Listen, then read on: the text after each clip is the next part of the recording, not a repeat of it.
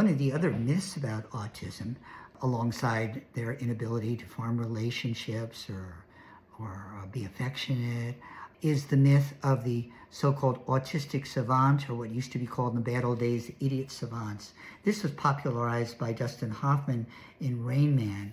He was based on a character who may not even have had autism, but he couldn't get along in the world at all, but he had a skill that his brother used in casinos to gamble and win.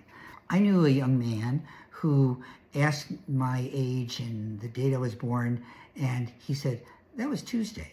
That's the date of the week, more years ago than I care to admit. And this was called being a calendrical genius. He was a genius when it came to having a calendar.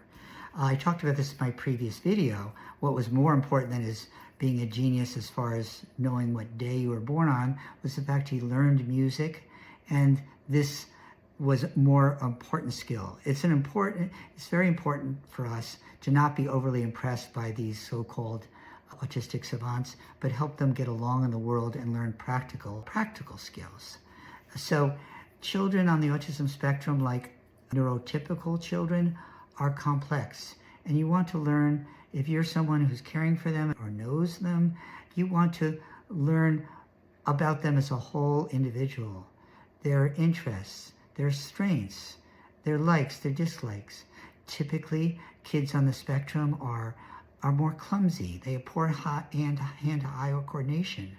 But for example, the boy who had the excuse me habit learned about early on. His mother put him in dance lessons, and he became a very skilled dancer. Could walk for 10 miles as well, was very strong. But if his mom had chosen, let's put him in t-ball, boys have to do, or basketball, he may not have thrived like that. Many kids with autism love swimming, love horseback riding, and that kind of sport.